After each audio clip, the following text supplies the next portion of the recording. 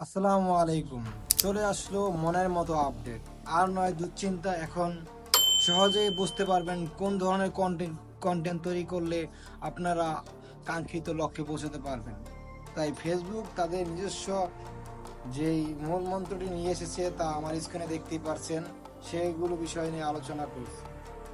সেগুলো বিষয় শুনতে হলে অবশ্যই ভিডিওটিকে দেখতে হবে এবং এক মুহূর্তে স্কিপ করা যাবে না। আমি প্রতিটি বাংলা এবং ইংলিশ কনভার্ট করে আপনাদেরকে দেখাচ্ছি এখানে কি বলা হয়েছে। তাই আজকের এই ভিডিওটি দেখলে আপনারা বুঝতে পারবেন কীভাবে আপনার ফেসবুকে আগাতে পারবেন এবং কোন ধরনের কন্টেন্ট দিলে আপনাদের ভিডিওটি ভাইরাল হবে এবং সঠিকভাবে কাজ করতে পারবেন। তাই ভিডিওটি অবশ্যই দেখবেন। চলুন শুরু করা। স্ক্রিনে দেখতে পাচ্ছেন ফেসবুক বলেছে what count as original content. এটা আমি বাংলায় আপনাদেরকে দেখাচ্ছি। এখানে কি বলা হয়েছে, মূল বিষয়বস্তু হিসাবে কি গণনা করা হয়। বুঝতে পারছেন ফেসবুকের যে মূল বিষয়বস্তু কন্টেন্টের সেটা কি আলোচনা করা হয় সেই বিষয়টা এখানে বলা হয়েছে। চলুন পরের বিষয়টা আমরা জানতে থাকি। দেখতে পাচ্ছেন original content that you credit. এটা আমি বাংলায় অনুবাদ করে আপনাদেরকে বলে দিচ্ছি। সুন্দরভাবে বাংলা উপস্থাপন করা হলো।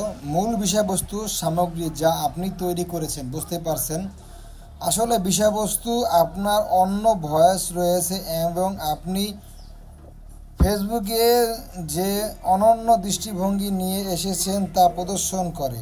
মূল বিষয়বস্তু স্বতন্ত্র ও আকর্ষক এবং আমাদের ব্যবহারকারী পছন্দ করে এরকম ইউনিক কন্টেন্টকে তারা গণনা করে। বুঝতে পারছেন আপনার কোন ধরনের কন্টেন্ট তারা গণনা করে। সেক্ষেত্রে আপনার ইউনিক ভয়েস হতে হবে, সেই ভয়েসটা আপনার নিজের হতে হবে। বুঝতে পারছেন এই জিনিসটা যদি আপনি আয়ত্ত করেন তাহলে আপনি অবশ্যই নিজস্ব কন্টেন্ট তৈরি করতে পারবেন।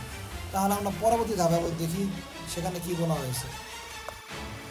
হোয়াই ইজ ইট ইম্পর্টেন্ট, কেন এটা ইম্পর্টেন্ট সেগুলো আমি বাকি বিষয়গুলো বাংলায় আপনাদেরকে দেখাচ্ছি। চলুন, কেন এটা গুরুত্বপূর্ণ।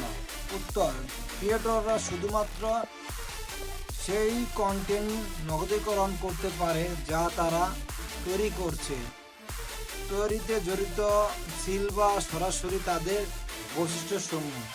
বুঝতে পারছেন বিষয়টা, মানে হলো ক্রিয়েটররা শুধুমাত্র সেই কন্টেন্ট নগদীকরণ করতে পারবে যা তারা নিজেরা তৈরি করেছে এবং নিজেদের ইউনিকতার মাধ্যমে তৈরি করেছে সেই বিষয়ে। তাই নিজেদের ইউনিকতা বলতে পারছেন নিজের ভয়েস এবং নিজস্ব ভিডিও। অন্যের ভিডিও কিন্তু ফেসবুক এবার আর নিবে না। যা তা ভিডিও করলে হবে না, সেখানে আপনাদের ইউনিকত্ব আনতে হবে। এই বিষয়টা এখানে ফুটিয়ে তুলেছে। এখন পরবর্তী আরেকটা ধাপ আমরা দেখি। এখানে ইংলিশ বিষয়টা বাংলায় করে বলেছে, মানে যারা ডুয়েট ভিডিও করবেন তাদের বিষয়টা এখানে বলা হয়েছে।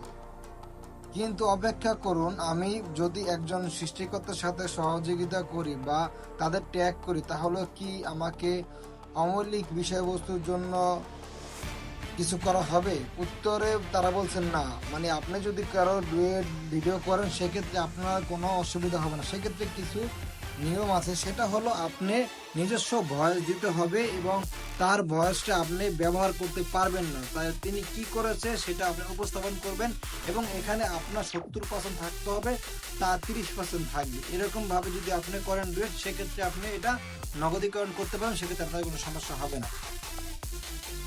সর্বশেষ মনে রাখতে হবে, রিমেম্বার, এটা বাংলায় বলে দিচ্ছি আমি। মনে রাখবেন অর্থপূর্ণ উন্নতি মন্তব্য পেরিড সৃজনশীল সম্পাদনা। বুঝতে পারেন সৃজনশীল যে সম্পাদনা আপনার নিজস্ব যেই বুদ্ধিপনা আছে, নিজেদের সৃষ্টি ওরকমভাবে আপনি উপস্থাপনা করতে হবে। ভিডিও যাই করুন না কেন সেক্ষেত্রে এটা উপস্থাপন করতে হবে, তা না হলে কিন্তু আপনার এটা অরিজিনাল কন্টেন্ট হিসেবে গণ্য হবে না।